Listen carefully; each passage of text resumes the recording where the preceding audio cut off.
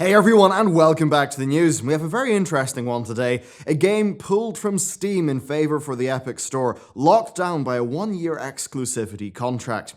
People are not happy for a range of reasons. Competition is good, but the implementation of this new competition in the market risks short-term chaos. So today we're going to dive into the saga of Metro Exodus and the broad story of the Epic Store. And I'm actually going to tell you how much money developers actually make from their game sales and why the Epic Store's aggressive sign-on terms really might be enough to lure in many, including the beloved Supergiant games. Then, on the game engine front, Epic also run Unreal, and they've had a recent spat with Unity. So suffice to say, Epic Games are getting extremely aggressive with their growth. Now, this is news that could very well affect you in the near future. For over a decade, Steam has been the default storefront for PC gaming.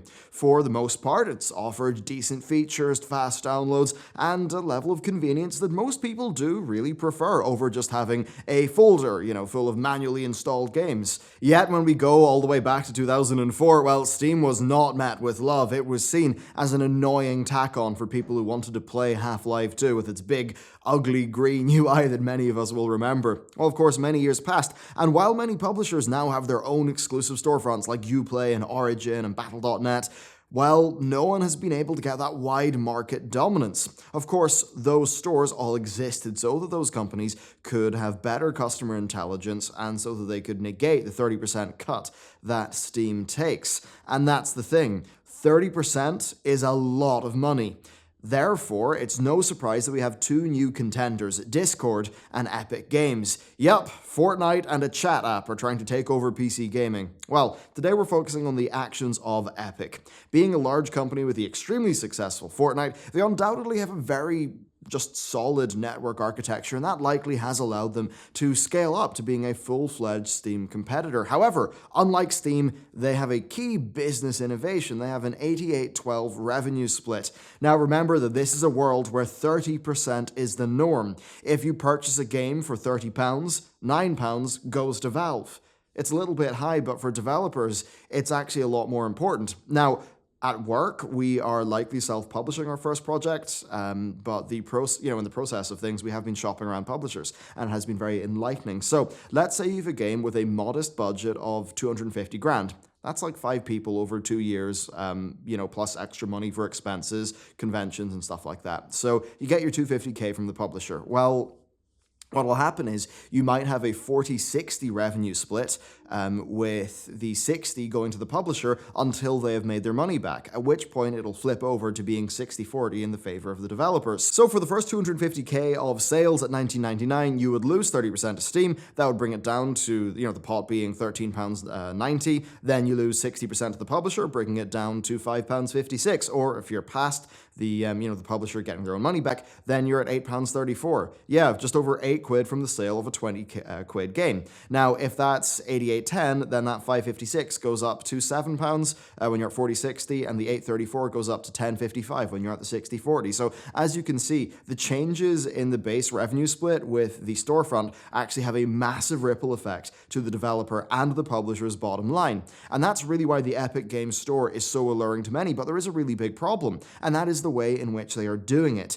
Well, at least it's a problem for consumers, and that is where today's story kicks in. So, Metro Exodus is coming out very soon.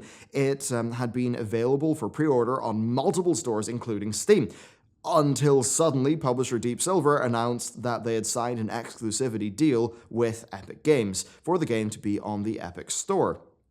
Now, Steam pre-orders would still be honored, but what is particularly funny, actually, is that this announcement came just before it was actually pulled from the store, and that led to a surge of pre-orders from people who wanted the game on Steam.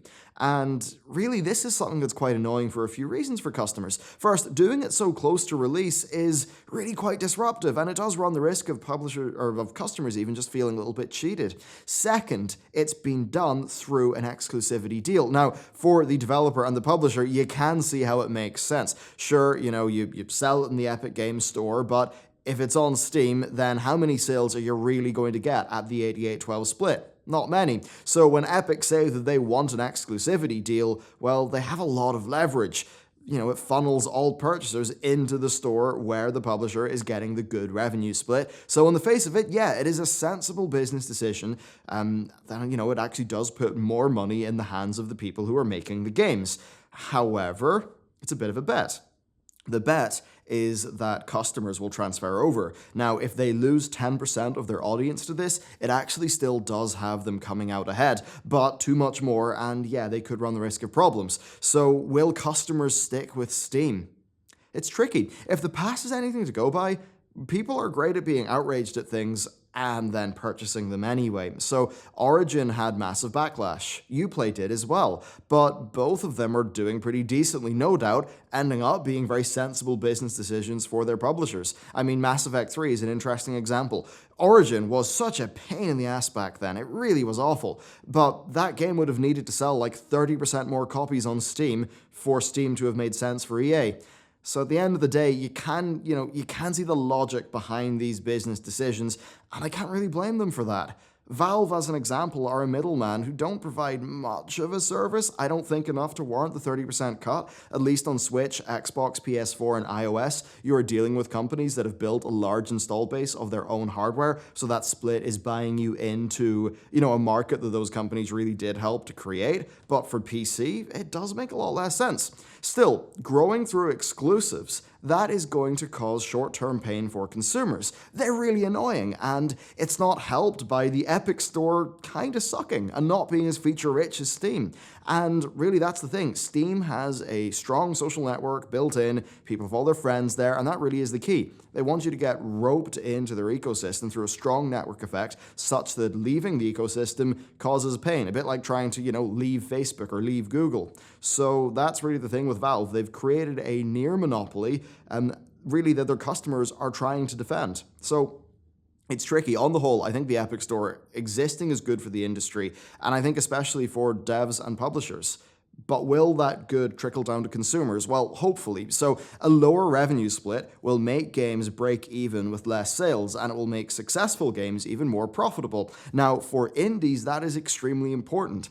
Middlemen having less of a cut puts more money in the hands of the people who are actually making the games, and that could lead to a more healthy market. Additionally, Epic Games being able to exert market pressures on Valve could force them to be more competitive by lowering their cut, which has those aforementioned benefits as well as might, make Valve further develop their features to be more competitive.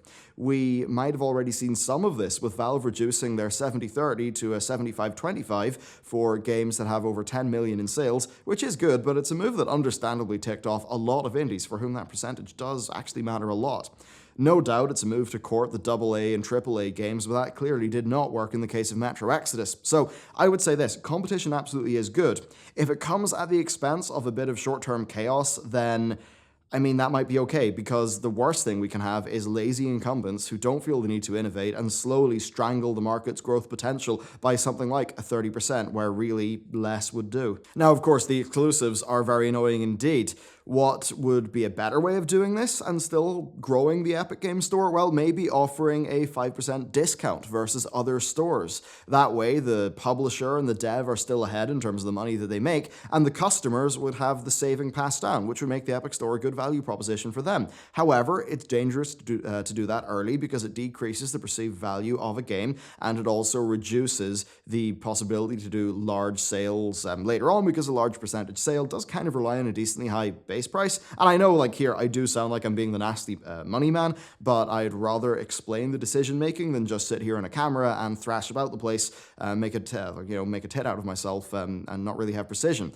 I think that understanding how the industry works is important because it means we can make more informed decisions and be better customers, and that allows us to exert the market pressures that we desire, upon the groups. Anyway, so another part of this lower revenue split actually could mean that deeper sales could be possible in the future and still be good for the publisher and dev, and that could be another way to make the Epic Store more enticing. Or maybe if Epic really wanted to get goodwill and grow the store, they could offer store-level discounts by having it come out of their cut. If they purely wanted growth, then that may have been a way to do it that would endear them to customers. But as it stands, though, they risk angry customers and an increased level of piracy, because at the end of the day, piracy is a service problem. Why not just download a cracked version of Metro and manually link the exe to Steam? I mean, a lot of people are probably going to do that.